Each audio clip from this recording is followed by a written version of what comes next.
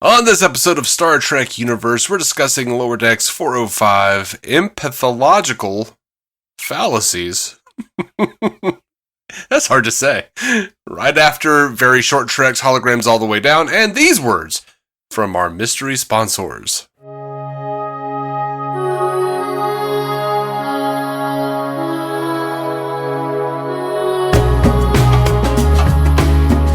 Welcome to Star Trek Universe, the podcast where we sit down and chat about the Star Trek universe. Me and my good old buddy Dave. Hey! What's up, bud? What's going on? You came in hot. You came in with some energy. Like, I don't know if the audience can tell. I know you gave like a "What's up?" but you're bouncing in the Zoom window. You're like night at the Roxburying with your neck. I don't know what you're doing. I don't know why I'm doing that. I like it. I appreciate your gyrations. Yeah, Commence the jiggling, as they say. Commence the jiggling, y'all. Okay, so real quickly, let's touch on this shorter treks. What's it called? Very short treks? Very short treks, yes. Hologram all the way down. I think I would have preferred shorter treks. Yeah. That would have been good. I would have preferred they not exist. Yeah, but I gotta say, though, favorite one. Yep, me too. Favorite one. It just this wasn't was fun. There wasn't anything to it. There wasn't anything to it. There was almost no joke. Like, it really wasn't much of a joke. I liked it when it showed Neelix at the very end, like, putting his little thing down. It was very much felt like this entire thing had been brought to you by TikTok. Mm-hmm. Like each swipe was a new, like, layer of the hologram. I'm going to stop watching these silly stories and go to sleep. Yeah, I liked it because of because of how popular simulation theory has become in the last few years. But I don't know. I really enjoy like constant, never-ending, version of the last episode of Enterprise. Yeah. I wish they'd make more sense though. When they cut to them talking, and then they were like, "That's how we got them into the Romulan War." I was like, "What? That doesn't make any it's so stupid. I should not be looking for logic in these at all."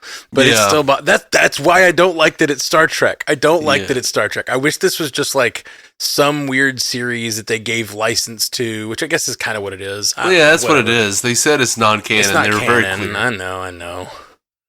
Yeah. And again, this doesn't fit into canon at all in any way. It doesn't have any logical sense. It jumps back and forth in time. It's just a whole, roll of madness. But I did enjoy it more than most. Mm-hmm. It more was than all the others. tamest. Yeah, it was the tamest. So what does that say about me? You're a basic bitch. Get me my pumpkin spice, baby. Ugg boots. Ugg boots and pumpkin spice. I need some furry fuzz on my ankles. As if you don't have it already. Well, I've actually got dogs wrapped around my ankles right now, so I kind of do. My God. What do you have dogs wrapped around your ankles?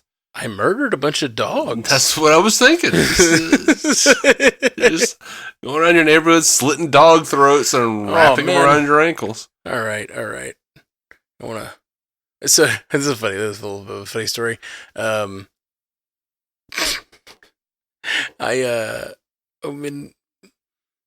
I and my lover first met, and we were getting together. We had gotten together, and we were like hanging out and like doing the cuddle down thing. And she's just laying up against me, and she said, "I just want to like cut you open and climb inside." And I was like, "Don't tauntaun me." And her, not being a nerd, didn't know what a tauntaun was. And I was like, "It's in Star Wars. It's like they climb inside the animal to survive." And she was like, and then she started for like the next 3 months saying she wanted to tauntaun me. And so like she just picked up on it and used tauntaun. And then finally we talked about it, and I was like, "Yeah, it's terrifying when you say you're going to tauntaun me." She's like, "Why?"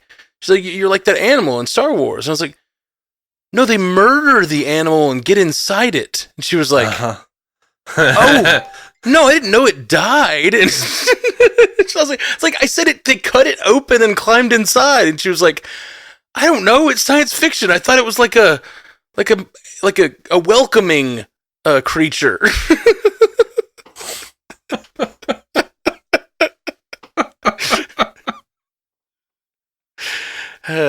Anyway.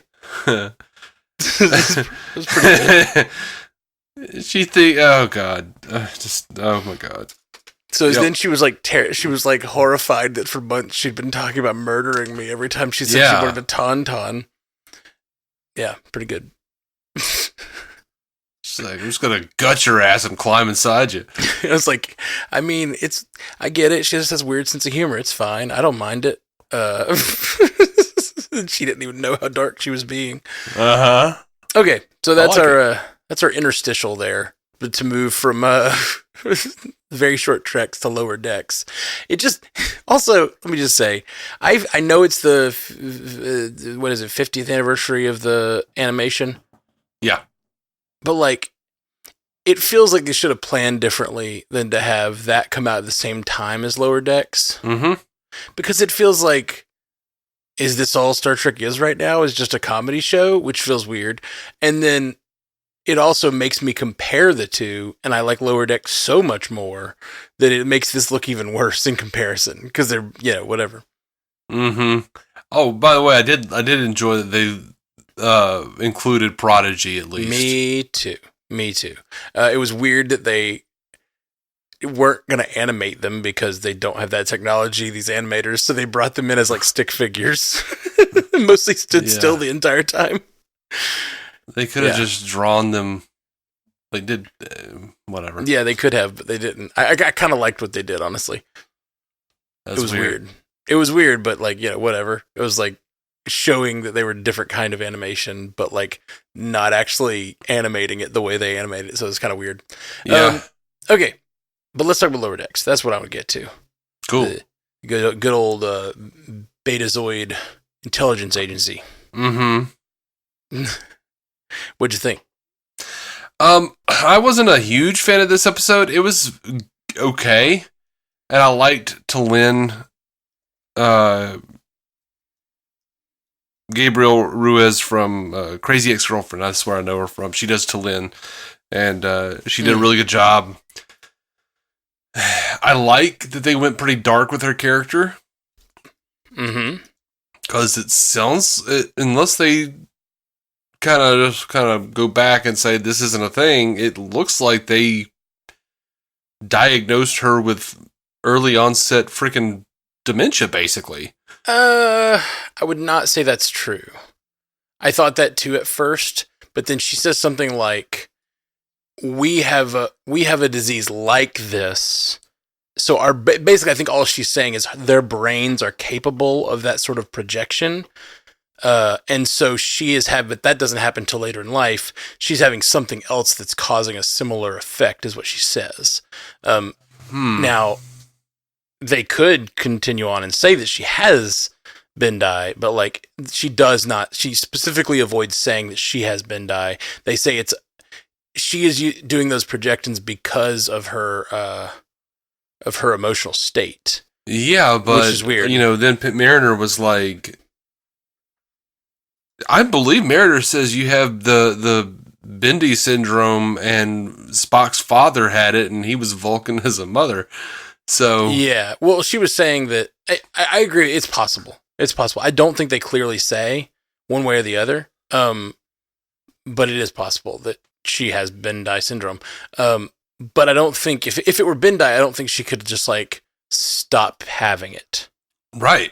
You know what I mean? Which means she'd be doing this projection all the time. You may be right, but I think they were just saying that like they were using the Bendai syndrome as a way of like saying that her brains are capable of that, and then saying she got there a different way, I think.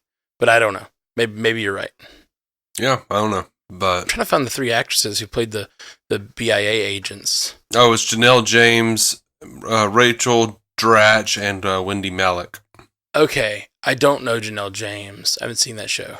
But I could not place Rachel Dratch like for the life of me. And like I knew that I knew the voice, and I just could not place it. But as soon as you say it's Rachel Dratch, I'm like, oh, of course. Dude, Bethany always knows it's Rachel Dratch. Whenever Rachel Dratch is in something like on a voiceover thing, like Bethany will be like, oh, that's Rachel Dratch. I'm like, what? How can you tell? I can't tell. Yeah, I don't know why I couldn't tell at all, but I love catching a voice actor. Partially, it's my brain is so audio based. Like I take in information audio. Like if I meet someone and they don't talk, sometimes they don't feel like the same person to me. Like So sometimes I like being able to figure out who someone is, and so when I couldn't, it was very frustrating for me. Yeah, I had to look it up because like Wendy Malick is the only one I got. Okay. Yeah, I knew Wendy Malick, that me too, basically. And I knew Rachel Dratch was someone I knew, but I could not place it. I was like, who is that? That is a voice I know. Mm-hmm. That's usually where I go with it with Rachel Dratch. I'm just like, I kind of know that voice. That sounds like a voice I know. Yeah.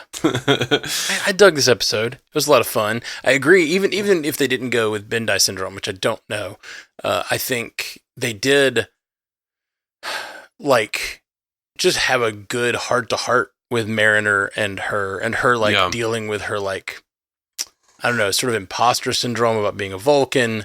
And I just really enjoyed the supportive nature of Mariner talking to her and like convincing her she needed to, like, no, your Vulcan is a motherfucker. Mm-hmm. And like, it's by the transitive property, I also am Vulcan as a motherfucker. That was good stuff, man. I enjoyed it. I like they had like a couple little things in there. Like one of the things I noticed that tied in thematically with her emotional issues was in her quarters. They showed a shot from Star Trek: The Motion Picture, the director's cut, where it was like those giant Vulcans, like the Vulcan statues on Vulcan during Spock's Kolinar ritual ceremony. Mm-hmm.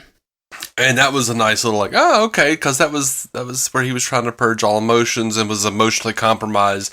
And they were showing that at the very beginning. So I'm like, oh, that was a little foreshadowing, showing that like, nope, she's emotionally compromised. Something's happening. Yeah, that's cool. Yeah, she's definitely, like, it's just interesting to hear her feel like she needs to be more like something else, like more like her society is telling her to be. And it's a type of storyline I always connect with and think is really nice when people just learn to be themselves. And I feel like we're getting a lot of stories like that in media these days. It's just like, just be who you are. You know what I mean? Mm-hmm. Like a lot of the biggest stories right now are that in one form or another. And I dig it. Unless you're conservative and hate queers. That's a bad thing to be.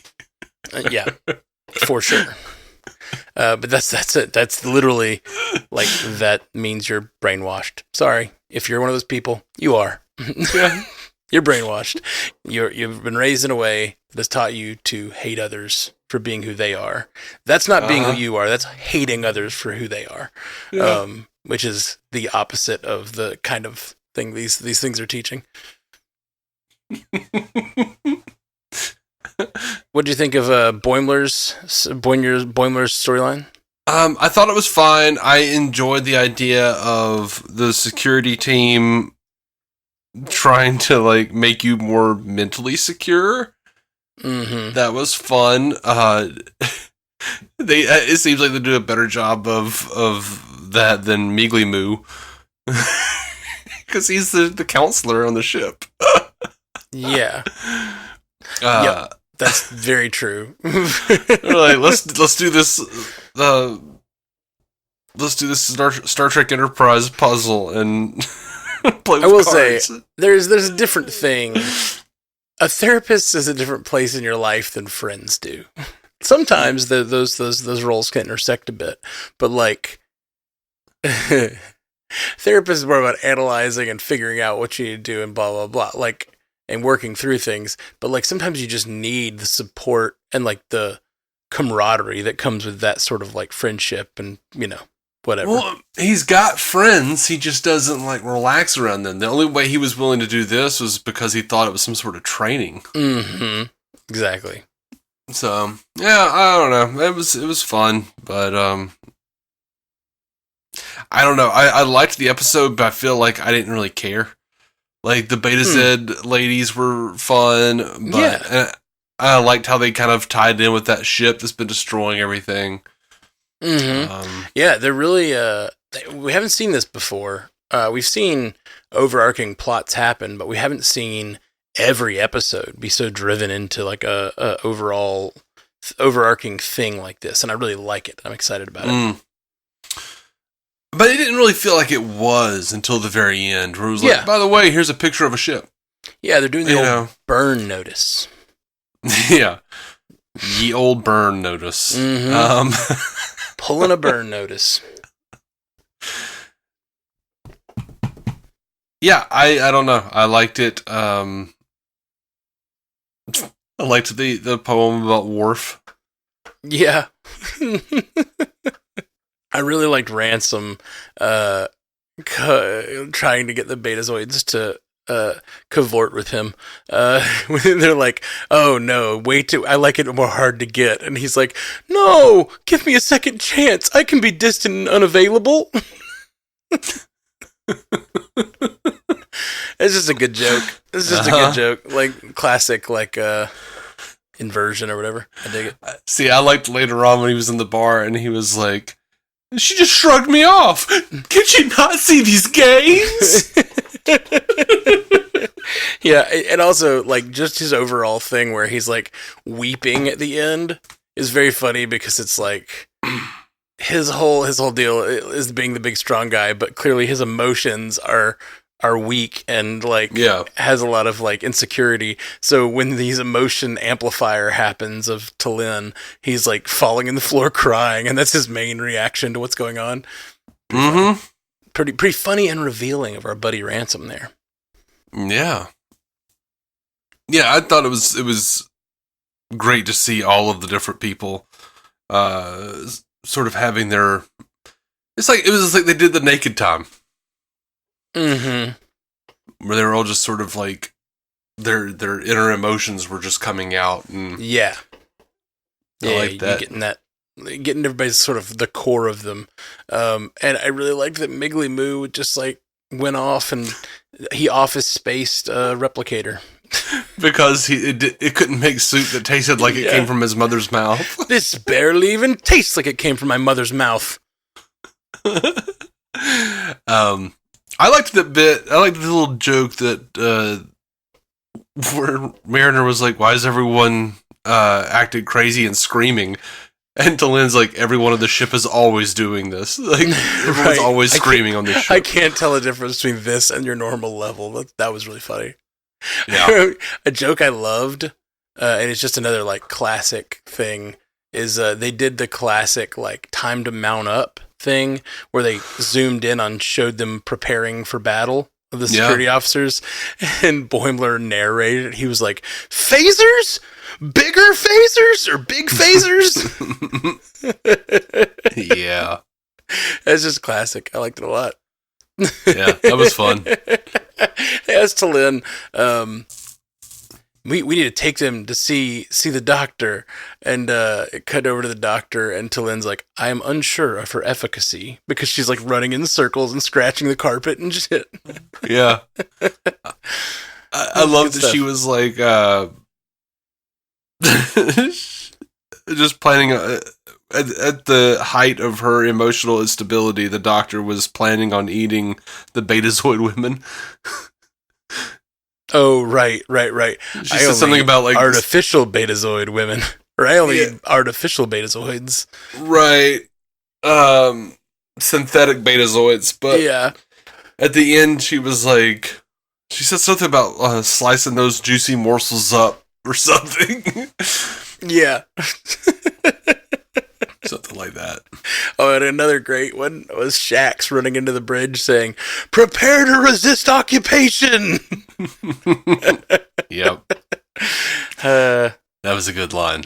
Lower Decks is very much like, a lot of it is like, at its core, just like stereotyping a bunch of the aliens on the show, which is just a lot of fun since it's like a fantasy world, you know? I feel like it's not even just like stereotyping the aliens. They very heartily stereotype the archetypes. Yeah. The Star Trek archetypes. And I'd like that. Like, Shax is very much a Worf character. Yeah, well, there's that. They do the archetypal character thing, but they also like have them just do things that are very aligned with their race. Within like him yelling, "Prepare to resist occupation" is just like, oh, yep, he's a Bajoran, all right. Yeah.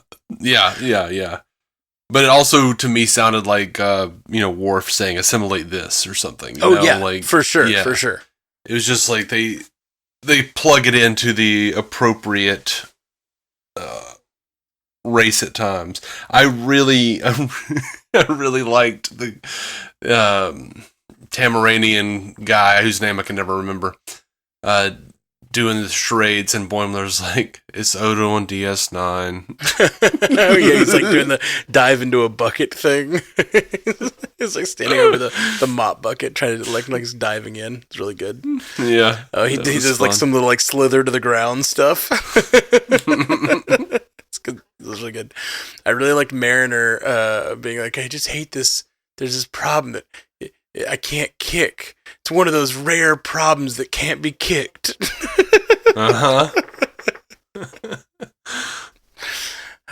Good stuff. And of course, the very ending, the last bit of the show, the Romulans like they stopped. Oh my god! They started. They're like, "What did you expect?" And he's like, "Move to these coordinates. We'll lurk over there." Yep. It just cracked me up that they like got so close to the neutral zone and turned, and then like the Romulan ship decloaks, and the Romulans all go, "Aww." Yeah, so poised for war. Because it very much like on normal live action Star Trek, every time they get close to the neutral zone, there's always a freaking Romulan ship decloaking and being like, "Mind your place." Yeah. They're like always just waiting along the border there. They'll just hang out. Like, mind your place, taint washer. It's from Rick and Morty. Oh. Do not recall that. Some dude who has a boy to wash his testicles and a boy to wash his taint.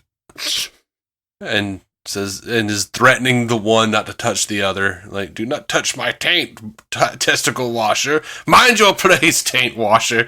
Just, it was dumb. He got killed real good. Of course he did. What a weird show. All right. Well, that's all I got. That's all I got. You got some feedback? We do. Yeah. Let's hear it. Timothy Castillo sends in a letter, an email. Says, a knife in the shoulder beats two in the bush. That's the subject there. Says, guys, I haven't written in a while, but I've been listening. Very short treks are definitely not the best, but I think the response has been oddly critical. I'm not exactly saying I like them. But hey, comedy is harder than drama, right? I mean, the last one did make me laugh at the microwaved fish part. That was a real problem at one of my past jobs, and certain food was actually banned from our office. And it might be branded Star Trek, but it's not canon, so I don't know. Why care, I guess? I can't even find them on Paramount Plus. I can only find them on YouTube, so official Star Trek still feels like a mislabel to me. Well, you can't find Prodigy on Paramount Plus, Tim. Tim continues, this also makes me extremely annoyed at the Prodigy situation. Oh, there you go. I think what is stupid is that if they don't feel strongly enough to have a property, about a property to have it as canon, jeez, then why even greenlight it? I would definitely prefer more actual short treks, a majority of which have been real treats, like a scallop. I'm bummed we haven't gotten more, and as of now, it seems like we won't get more either. Anyway, last week's episode of Lower Decks was one of my favorite ones this season. You guys said it was full of stupidity, but I think it was actually one of the smartest ones because it didn't rely very heavily on blatant spoken references to other things in canon, and it built new canon that wasn't just completely joke-related or purely for laughs like a lot of Lower Decks. The Koala and Badgie are great, but they are definitely made for laughs. I think this episode is smart because they have a well-written A-plot that is a good story and doesn't live or die on being a good gag. Tendi hiding her assassin history doesn't need to be played for laughs, and it could be a story in any Star Trek, but it just happens to be filled with comedy material on this series. I think Lower Decks is best when this is the case. And then also, like many Star Trek episodes, it has a weird, unrelated B-plot. And in this case, it has something that could probably only work on this series, although it does remind me of the silly holocapades of Data and Geordi by Sharon O'Brien and Paris and Harry. Solid episode all round. Honestly, I don't remember saying that I thought that episode was stupid. I really liked the Tendi stuff. I did too. We did say it was stupid. We said that the B plot was incredibly stupid, but in a way that we really liked. Mm-hmm. Like I hope that didn't come across wrong, because I think we both really liked that episode, but yeah, I just thought there were some really stupid moments in it, particularly the whole B plot with the Boimler and the Mark Twain. And Mark Twain. Rutherford. Mark Twain section was dumb. It was so dumb, but I said this on when we recorded on it. It was so dumb, but I really enjoyed it. It was just dumb logic. There just didn't fit. There was no way that would happen. It was so dumb in so many ways. The characters are making dumb decisions to listen to Boimler and Rutherford, but I liked it. It was really funny. It was silly in a way that I liked. I do think that, being a stupid character can help you resolve issues and without getting angry, it helps you say stuff that you don't want to say, or, push past conflict and stuff, or especially if you're really into something together, like Mark Twain. I think that makes sense. The part that didn't make sense to me is the captain and the alien dude who I can never remember that species. The Nausicaan adjacent is I just didn't buy that they would do it too. That was my thing. Yeah, me too. That's what I mean. Them bringing that idea to the captain was dumb. Then them going through it was dumb, and then getting as far as it did was dumb. But that's the beauty of the show. I don't mind that logic at all. I really enjoy it. Yeah. Tim continues, in this week's episode, I like that Boimler is learning that jobs can have multiple facets other than the obvious ones. The A-plot bothered me at first because I thought that the writers didn't realize Deanna was only an empath because she was half human, but it turned out I needn't have worried at all. I liked that the captain had to deal with a team of secret agent Loaxanas that were also into her. I didn't think Deanna was only an empath because she was half human. Oh, I think she's only... That's the reason she's only an empath. I think the other Betazoids have more... It was a confusing sentence. I think he thought that for a second they were going to make all the Betazoids only empaths. And then once they started actually telepathically communicating back and forth and stuff, that's more like what I guess Betazoids actually have. For a second, I'd forgotten that she was half human when I was watching this episode, and I was like, wait, Deanna can't do that. Oh, right, she's half human. I had to I had the exact opposite thought process. Deanna can do that. Deanna did that with Riker. I think it's only with people she's bonded with. They have to have a really strong connection or something. Yeah. They're Imzadi. I never hear that word again. Anyway,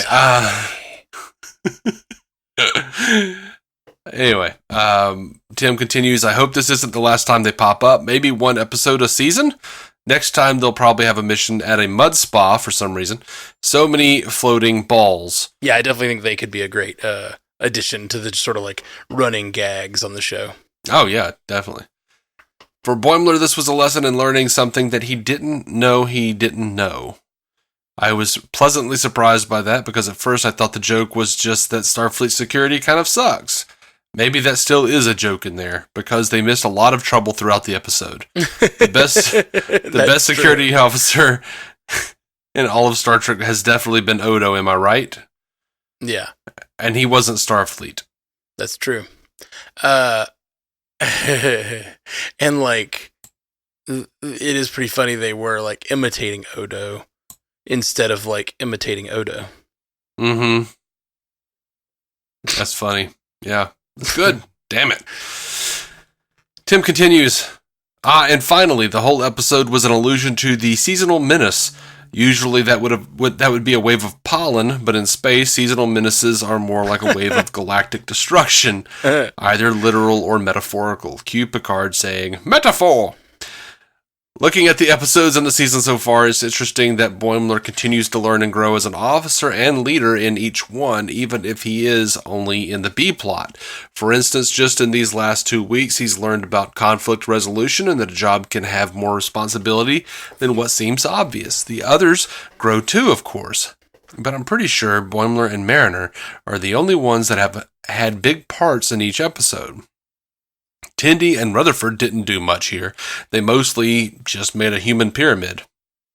Thinking of that scene, this series has set up what could be a sexploitative character with Tendi, and she definitely would have been in past Trek iterations, likely wearing a skin-tight alternate version of the uniform, if any clothes to speak of, but this series doesn't portray her in that way.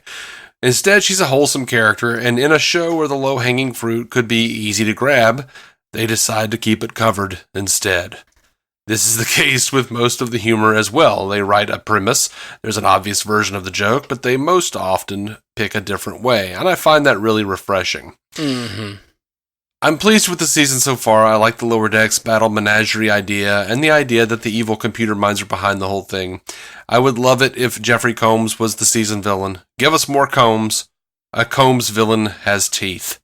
Mm-hmm. Not this particular show's Combs villain. Mm-hmm. But no, I was. That's funny that Tim mentions Combs. I definitely like. For whatever reason, when they brought up the, this villain and how they, the captain said she'd never seen a ship like that or whatever, it made me think, like, maybe it's the AIs. Like, maybe this is where the AI's been going or whatever. And they're going around just, like, testing or killing off different ships from different races because they're just, indiscriminate in their destruction, or they're trying to learn something from them or something like that. Mm-hmm. Tim finishes up saying, "Timba at rest, Odo in a bucket." Thank you so much, Tim, for writing in. Yeah, was that the phrase that that character used in this episode? Was it Timba at rest? No, I think he said, what does he say? Something like "Soka, his eyes open," or something like that. That's it. Yeah. It's interesting because I'm starting to recognize a few of those phrases. I still couldn't like come up with them, but I wonder if by the end of like a few seasons of this, if I'll have a few of those, like I have Kapla, like yeah, like a couple of those will actually mean what they mean to me, which would be really fun. Super cool. And we've got an email from Stu Little. Sweet Stu. His email is titled "Vulcan is a Motherfucker." Stu says, "Hello. Good call last week, Dave. Maybe Matt and me are the same person as well. Maybe we're a TOS-style trio, with me as Kirk, Matt as Spock, and you as Bones. And the reason I haven't been on the show in person yet is because my ventriloquism skills aren't good enough for 3 voices. Anyway, on to this week's episode. I thought those Betazoids were carrying bongs for a second.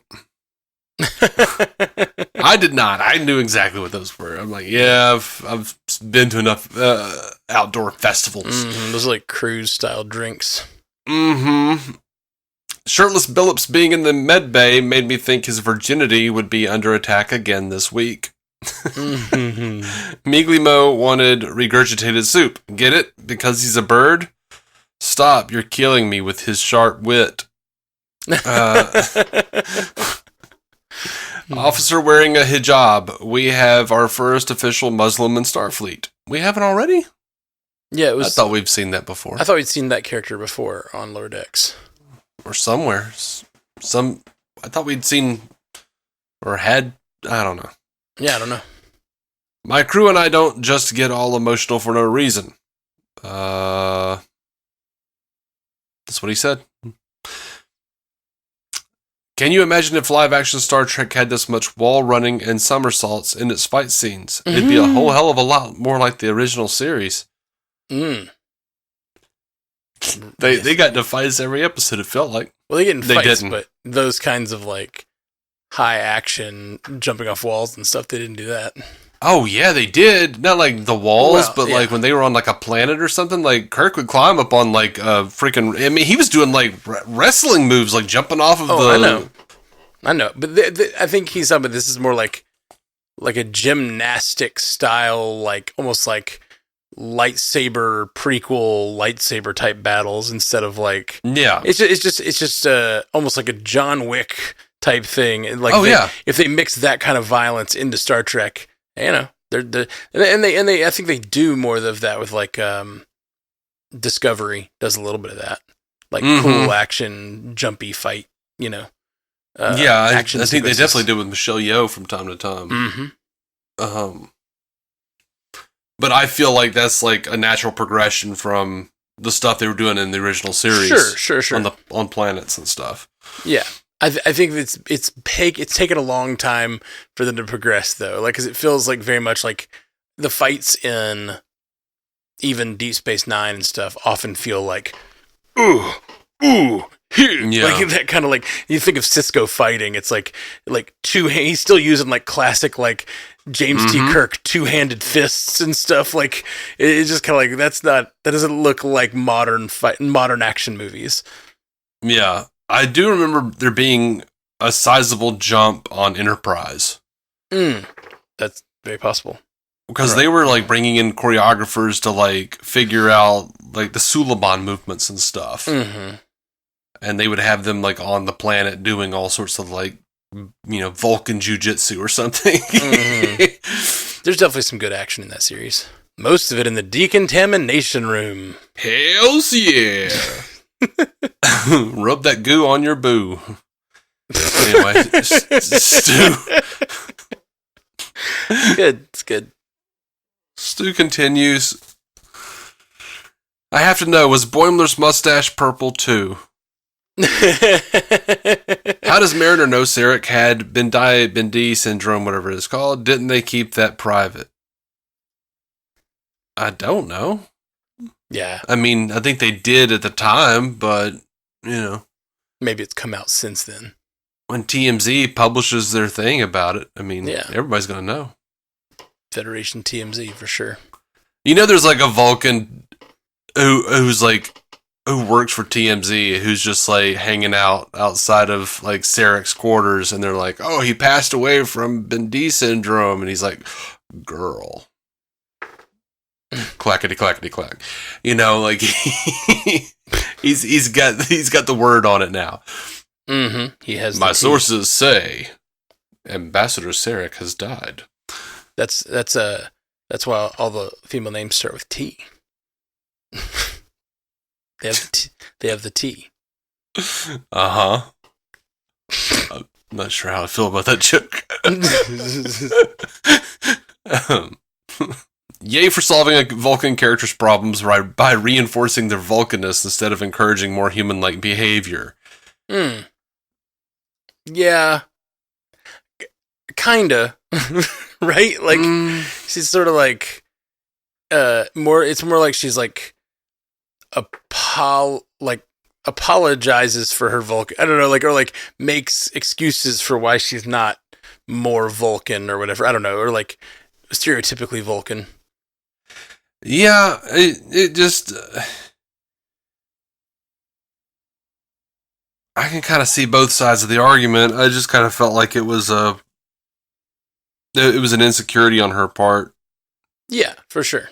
Good overall episode with a nice focus on T'Lyn, and the 3 BIA agents were a fun addition I hope to see again. The B-plot was fine, though I feel the humor of, you think this is going to something dark or epic, but in fact, it's lame, is feeling a little, I don't know, I don't want to say hackneyed, but I feel they lean a little bit too often on building up something as one thing, then just going the complete opposite direction to subvert your expectations to the point That is not subverting them anymore because you've gotten used to it.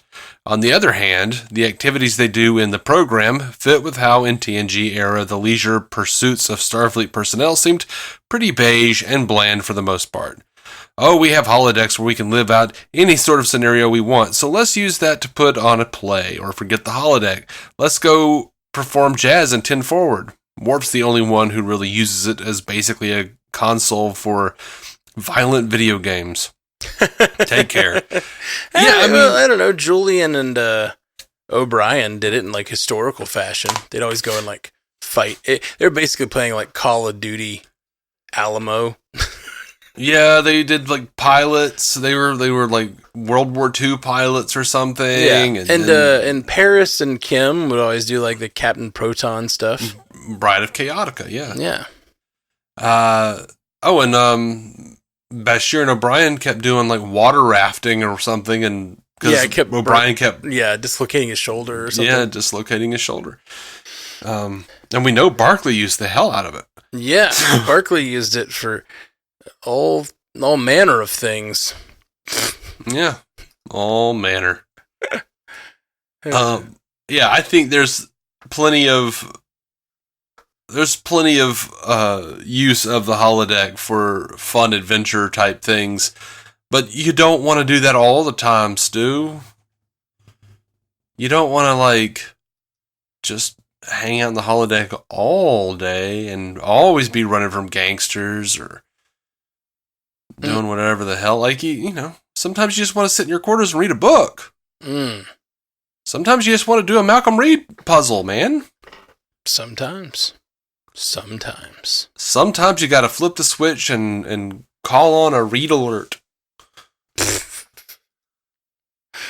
That's not even my joke. That's Enterprise's joke. Do you remember that? No, I don't at all. Basically, Malcolm Reed on Enterprise creates the red alert, and he's like, I'm thinking of calling it the read alert. Oh, yeah, that's right. I do recall that. Yeah. Yeah, that's it. That's all I've got. Sweet. Well, thank you guys for joining us on Star Trek Universe this week. We'll be back next week with more Lower Decks and I guess more very short Trek. Do we have to? I think there's one more, something like that. I'm mostly joking. They're whatever. Like I don't like them, but like I don't care that they exist. They're not bothering me to exist. I'm not happy about it. Yeah. Yeah. And I think before the Lower Decks, me and Effie will be back with another TOS review. Because I've got another one in the can. Awesome. Well, cool. Well, we'll be back with that stuff very soon, my friends. Imzadi. Oh, no. Jolan True Imzadi. No. Do not live long and prosper. I'm going to co-opt Effie's sign-off for this one. Eat a dick. Thank you for listening to the Star Trek Universe Podcast, a Stranded Panda production. If you'd like to hear more from David C. Roberson, check out the DC On Screen podcast or maladjusted.tv for his web videos. If you'd like to hear more from Matthew Carroll, check out the Marvel Cinematic Universe podcast or listen to his music. Just search for Matthew Carroll anywhere you get music.